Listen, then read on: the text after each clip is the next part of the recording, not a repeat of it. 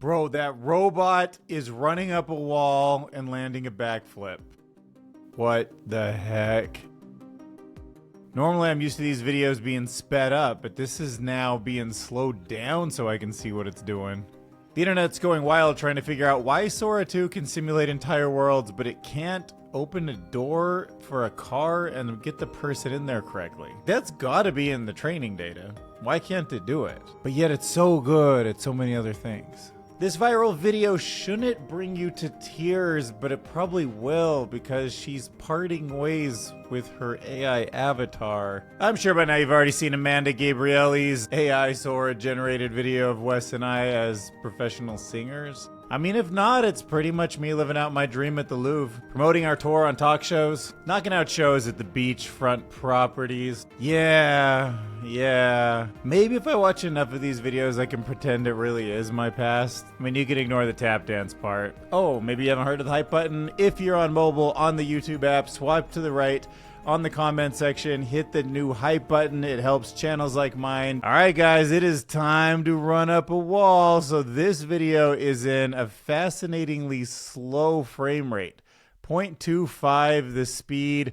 There it is in real time, not sped up. It's hard to run up a wall. I can't do it. Most people I know can't do it. This is just incredible. When I was watching iRobot, a movie I hadn't seen until this year, I know most of you saw the Will Smith movie from a long time ago, and the way the robots were jumping and flipping off walls and stuff, I thought that was kind of silly or hard to imagine, but you know what?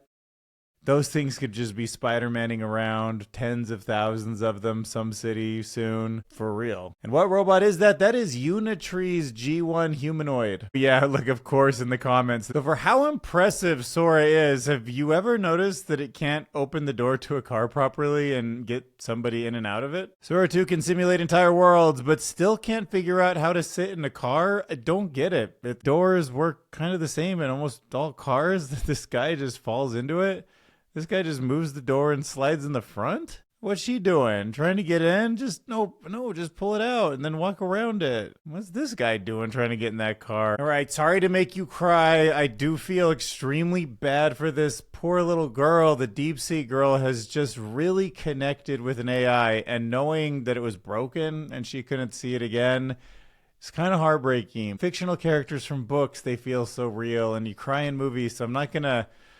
I can't hate on it, but just know this is happening, and this youngest generation is gonna grow up differently than us. Okay, I'll read the translation for you. Dad said you won't turn on again. Well, I can still talk. Let me teach you one last English word, shall I? Memory means remembrance.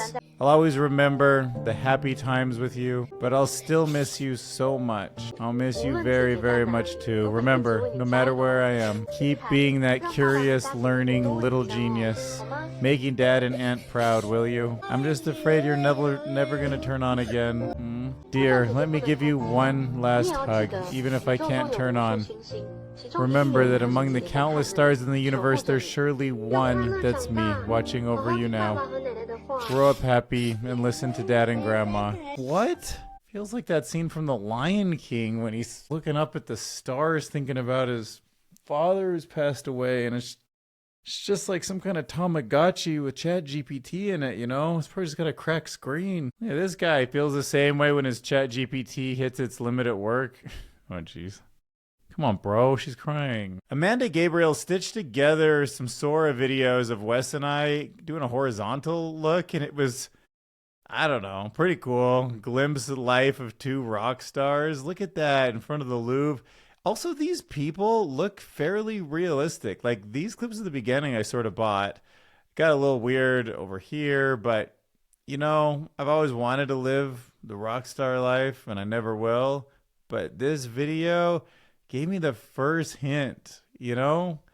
Like, what if I could show this to people in the past? They'd be like, man, you look so cool in the future. I can't believe the life you're going to live. I think these clips in particular of the crowd are pretty awesome. Like this music video style thing. That looks so awesome. Like, I wish I could move like that. No, not the tap dancing part. This felt out of place, actually. But that, dude. And where's that beach scene? Imagine that, just rocking out the beaches of Paris or something, or wherever beaches are. Florida, Cancun, I don't know what that is, but it looks awesome. Man, and yeah, that big old screen behind, the way it's all cut together. And why would it? We're all going to be rock stars, you know? We'll just all be rock stars. It'll be awesome. I mean, none of it will be real, of course. And we'll all know that, but still. All right, let's look into this strange phenomena about why the relationships in America mostly seem to be men connecting with AI girlfriends. But why would it be reversed? You'd think it would be the guys in China that are also making AI girlfriends, but it's not. It's the reverse. It's more likely that girls are going to make AI boyfriends for that kind of connection. All right, so the answer to this is in the culture, so I feel like it's worth thinking about that for a second. This piece argues AI companions aren't just one generic product, even though we have, URLs that just list them and people tend to sign up and they tend to be a certain gender.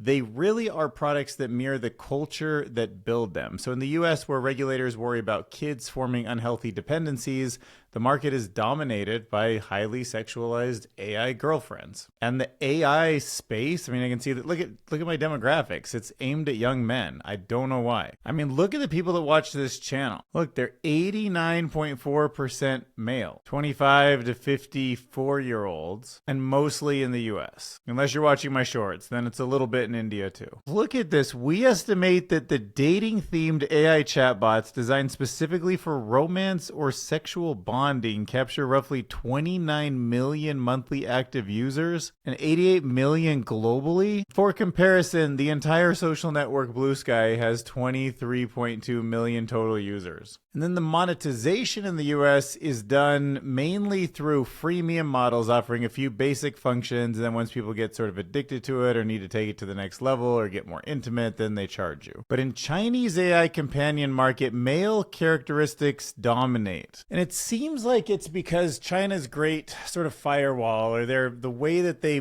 kind of monitor and regulate their internet, authorities explicitly flag addiction and threats to social order, especially norms around marriage and children. So they've kind of tweaked their society, and now popular products are skewed towards AI boyfriends for adult women, layered with storylines, group chats, proactive messaging, and gotcha-style collectible card mechanics. It almost feels like it's those romance novels. So yeah, regulation and geopolitics shape both supply and design when it comes to connecting with AI. How do you think the different societies, like the United States versus China, and the way that it's tuning its AI lovers today is going to shape tomorrow's dating norms? Because it's really not just about the apps, it's about the social operating system that we're all going to end up running basically from this stuff. All right, so one interesting thing about the future of AI in medicine is that synthetic data is actually helping figure out all sorts of new drugs, find new patterns in data,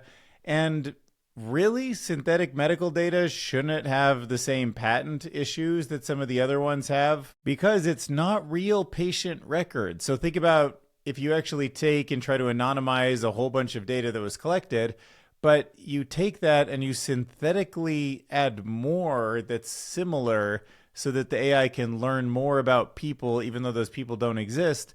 There's no identifiable details. There's no actual ethics that you need to worry about. So traditional ethics reviews go out the window, and actually the data can be used much, much, much faster. So it's pretty wild. And it's just kind of striking how synthetic data challenges these long-standing frameworks of medical ethics, and it mimics reality without representing reality, without real humans. And now society faces this kind of gray zone. If it's trustworthy, I guess we'll just do it, right? But balance and innovation are just going to move forward without patient privacy, and it just seems sort of like a world I never expected. I really was kind of imagining the human data would just be so incredibly valuable for these systems that it would still be needed. I thought that was going to be the thing that you would need to figure out how humans work. But I guess you really don't. You just need a little bit of it to get started, and then you synthesize the rest. And I guess why not? If you know enough about humans that you eventually get these digital avatars and they have cells and immune systems, and you just generate a bunch of data off that simulated human, and boom, there you go. Now you've got something that really works on real humans without needing a lot of data from them. No ethics to worry about. All right, so there might be a new drug coming that will make us all cognitively smarter. Not kidding. Also might solve Alzheimer's. Some researchers have created a nanoparticle drug that helps mice with Alzheimer's rapidly flush out toxic amyloid beta proteins.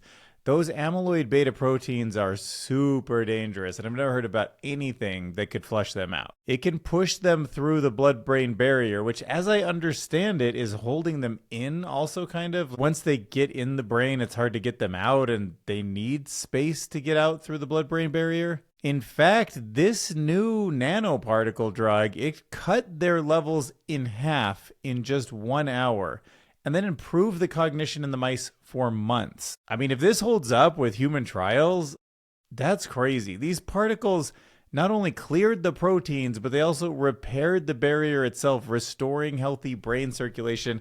Feels like a miracle to me. I had to double check if this is real science or real news, but Singularity Hub published something I think we should all know about right now. There is already a tool in the brain that cleans these things out. It just is breaking. It's capturing what it is to actually clean that out and letting it do its job correctly. So if this translates to humans, it could redefine how we think about neurodegenerative diseases, not as inevitable decay, but as a breakdown in repairable maintenance systems.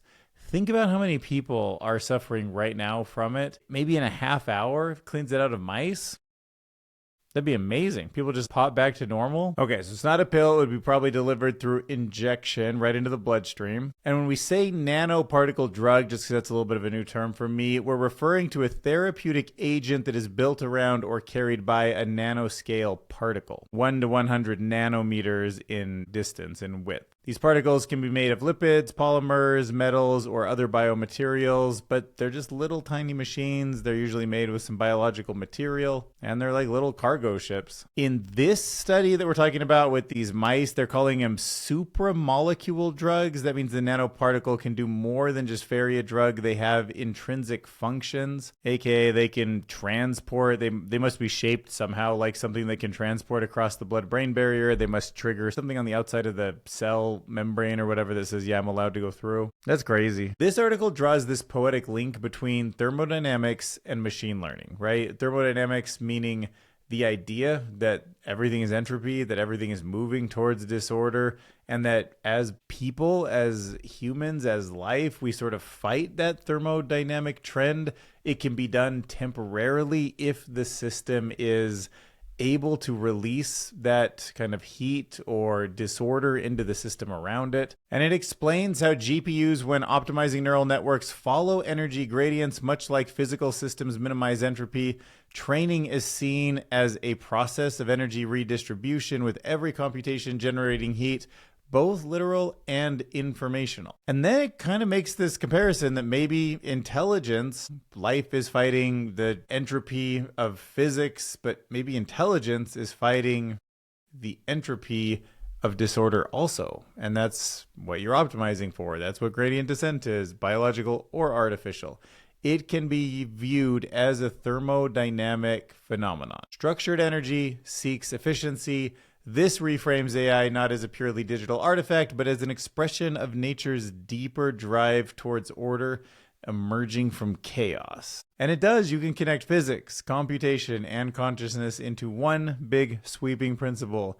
Everything is just going to be entropy. Thermodynamics at the end of the day. I think he's right. I have some kind of an intuition. Dr. Swarmadoo AI, I have that same feeling about where all this is going, what existence is. And this next article from the Decoder is no different. A team of Chinese researchers have developed a method for cache-to-cache sharing of memory, right? This is pretty crazy. It lets large language models communicate directly by sharing internal memory. So imagine two computers and they're both using the same stick of RAM, right? That is like this, but the two computers are actually sharing the same stick of RAM. The two LLMs are sharing the same, they call it KV cache.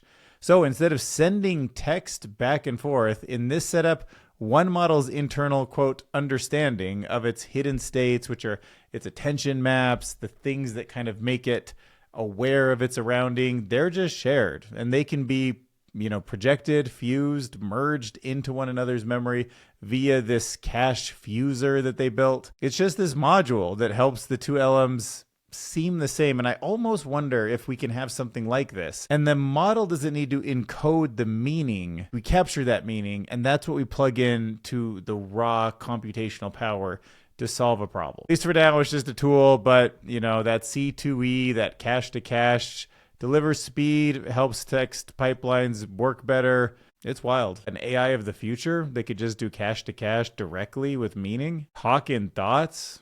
That's crazy. All right, let's talk about Meta's new AI. So this is V-JEPA, Video Joint Embedding Predictive Architecture. Quite the little acronym there. But it learns from physical intuition. And that's what makes it interesting. It watches ordinary videos the same way we might sit some kid down in front of a TV, and it just figures out the universe. I mean, you got to remember, an infant doesn't even know objects are persistent at first. That's why it's so surprising when you're like, peekaboo, they're like, whoa, where the hell did you come from, They don't know that when you drop things, it falls instinctively. That's something they learn. So kind of like that, instead of predicting every pixel, the sort of V-JEPA model, it focuses on higher level patterns that it calls latent representations.